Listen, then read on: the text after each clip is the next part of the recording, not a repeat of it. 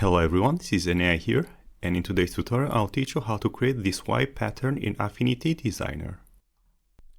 This pattern's core element has a shape that is similar to the letter Y.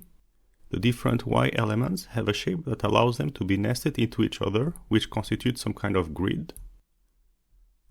The different Y elements are made of 3 parts, which are of different shades of the same color, which gives it the impression of volume.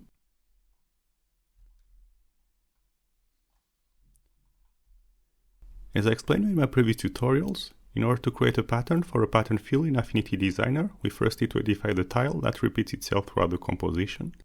In this particular pattern, identify the following tile that I highlighted with the red rectangle. The key to identifying a tile is that it must start at the top, where it ends at the bottom, and it must start on the left, where it ends on the right.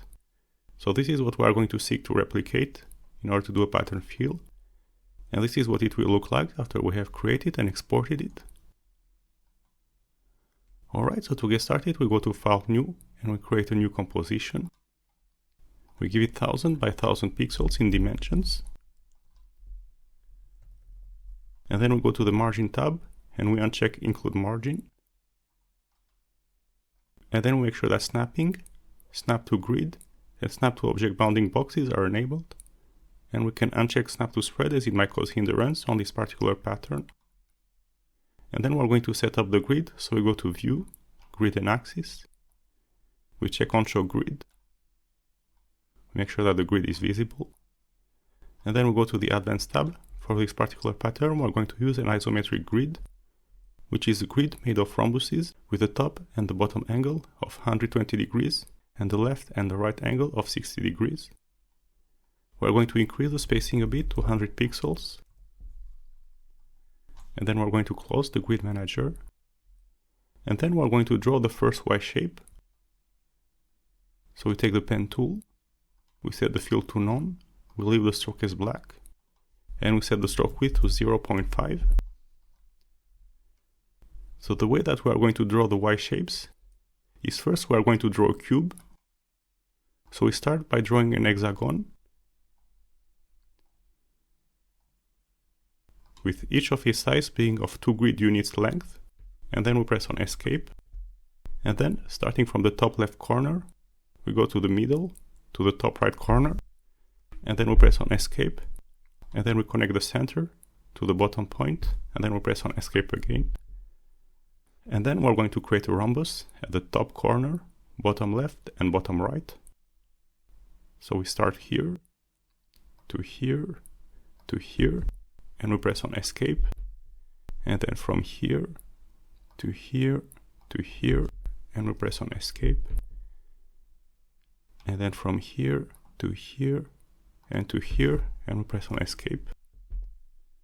And then the next step is going to be to clip the rhombuses out of the cube.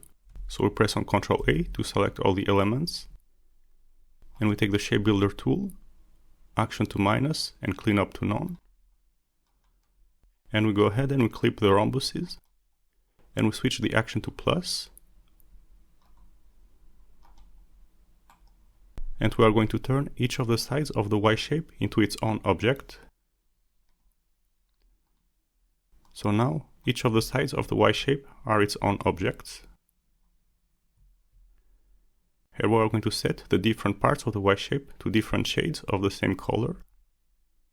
So I'll set the color to a greenish blue, and I will set the top shape to a lighter shade. So we are going to make it as if the light comes from the top left and the shadow is cast on the bottom right.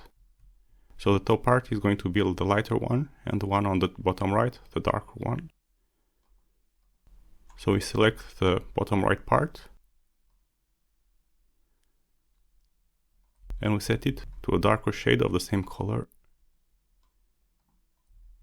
And we select the shade on the bottom left, and we set it to a shade in between. And then we select all 3 elements, and we set the stroke to none. And then we press on Ctrl G, and we group all 3 elements together.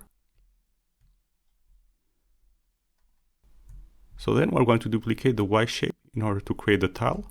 So for the tile, we are going to need 6 Y shape overall. And then before we start duplicating it, we are going to turn it into a symbol. So we go to Layer, Create Symbol. So now the Y element is turned into a symbol. And the benefit of turning it into a symbol is that after we duplicate it, if we want to change the color, we can change the color to one symbol and it will automatically alter the color to the other symbols. So we press on Ctrl J to duplicate the symbol. And we move the duplicated symbol upwards until it snaps to the first Y element. And then we select both Y elements and we press on Ctrl J to duplicate them. And we move both Y elements to the bottom right. And we press on Ctrl J to duplicate them again. And we move them, the duplicated elements, to the bottom left. And to show you the benefits of working with symbols, now we can select one of the shapes within one of the symbols.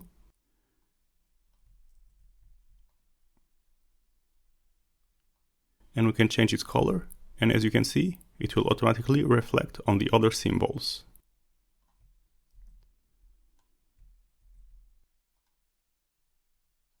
Alright, so now we have all the Y elements that we need in order to create the tile. So the tile is going to be located from the point here to the point here, and we are going to delineate it with the rectangle tool. So we take the rectangle tool, we set the fill to none, also the stroke to none, and then we create a rectangle from the point here to the point here.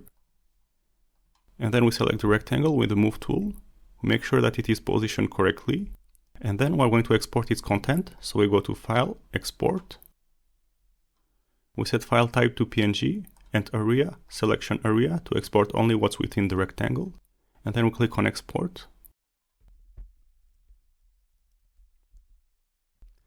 So now that we have exported the pattern, we can use it for the pattern fill. So we go to File, New, and we create a new composition.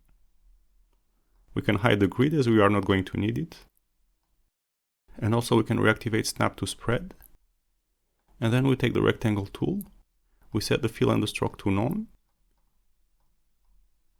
And we draw a rectangle all over the composition. And then we select the rectangle. We select the Vector Float Fill tool. We go to Set Bitmap Fill. And we select the tile that we just created. And then we click on the composition. And as you can see, this creates a pattern fill. And then we can adjust the handles of the pattern to make it bigger or smaller. Alright, so that was it for this tutorial. You learned how to create a Y pattern in Affinity Designer. I hope you've enjoyed this tutorial and learned something from it. If you did, don't forget to like and subscribe for more Affinity Designer tutorials in the future. And until then, see you next time, bye!